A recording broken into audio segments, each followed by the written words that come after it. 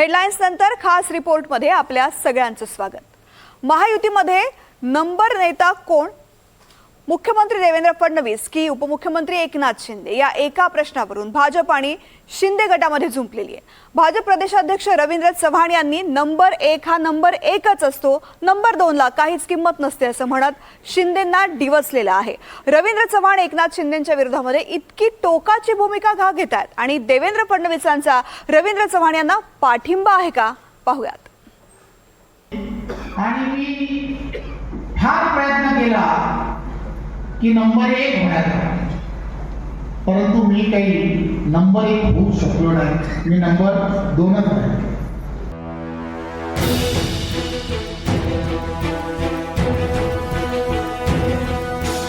Number 1 हा number 1च असतो, number 2 ला काही किंमत नसते।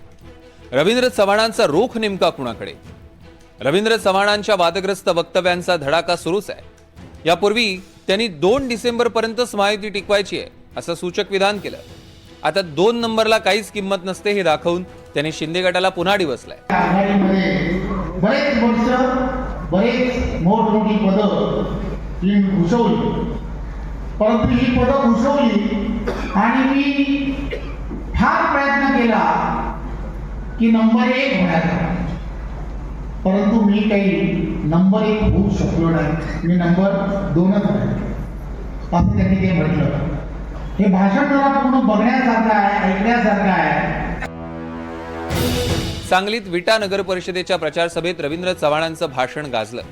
रवींद्र चव्हाण यांनी आर.आर. आबांच्या भाषणाचा दाखला देत एकनाथ शिंदेंवर निशाणा साधला। सब कुछ देवा भाऊ हे सांगायला ते विसरले नाही। स्थानिक संस्थांच्या रणधुमाळीत भाजप विरुद्ध शिंदे गट संघर्ष पेटलाय। या संघर्षाची ठिणगी डोंबिवलीतनं पडली। रवींद्र चव्हाणांनी शिंदेंचे पदाधिकारी गळाला लावल्यानं वाद पेटला। एकनाथ शिंदेंनी हा वाद दिल्ली दरबारी मांडून दाद मागितली, पण दिल्लीतही शिंदेंची निराशाच झाली।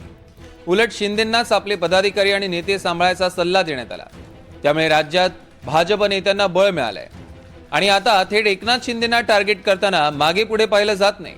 पण रवींद्र चव्हाण विरुद्ध एकनाथ शिंदेंच्या वादाची ठिणगी राणेंच्या घरातही पडली आहे। सिंधुदुर्गात राणे बंधू एकमेकांविरोधात उभे ठाकले आहेत। चला ठीक आहे, हा पण एक बदल चव्हाण साहेबांमध्ये मी बघितला। अनेक बदलांमध्ये हा एक बदल आहे आणि फडणवीस साहेबांबद्दल तर आदर आहे, काली होता मरेपर्यंत राहणार, त्यामध्ये कुठेही शंका नाही किंवा कुठेही काही प्रॉब्लेम नाही। हे रोज जे कोडवर्डमध्ये जे धमकी देत आहेत ना, ते एकदा उघडच देऊन टाका ना। माझं म्हणणं आहे चव्हाण साहेबांना, कोडवर्डमध्ये का धमकी देत आहे? आपण छत्रपती शिवाजी महाराजांचं नाव घेतो तर बिंदासपणे बोललं पाहिजे। त्यात भारतीय जनता पक्षाची सत्ता आज देशभरामध्ये प्रत्येक राज्य, बिहारसारखा राज्य त्या जनतेने आम्हाला निवडून दिलेलं आहे। पंतप्रधानांच्या नेतृत्वावर विश्वास ठेवलाय। राज्यामध्ये आदरणीय देवेंद्र फडणवीस साहेबांचं काम गेल्या 11 महिने अतिशय ताकदीने सुरू आहे, अतिशय ताकदीने सुरू आहे। आणि म्हणून विकास करायचा असेल, निधी आणायचा असेल, कुठल्याही परवानग्या आणायच्या असतील तर भारतीय जनता पक्षाशिवाय दुसरा पर्याय नाही। कारण का सत्तेमध्ये बसलेल्या अधिकाराची सगळी पदं हे आज भारतीय जनता पक्षाकडे आहे। आमच्या घरात मुख्यमंत्री राहिलेले आहेत। विचारा, सरकारमधल्या कुठल्या फाईलीचं शेवटची सही, कुठली फाईल घ्या, शेवटची सही ही आदरणीय मुख्यमंत्र्यांची असते।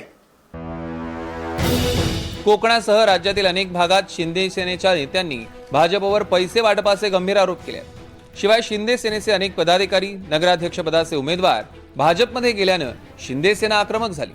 त्यातच आता भाजप नेते उघडपणे एकनाथ शिंदेंना डिवचतायत। त्यामुळे निवडणुकीनंतर महायुती टिकणार की तुटणार हे पाहणं महत्त्वाचं ठरेल।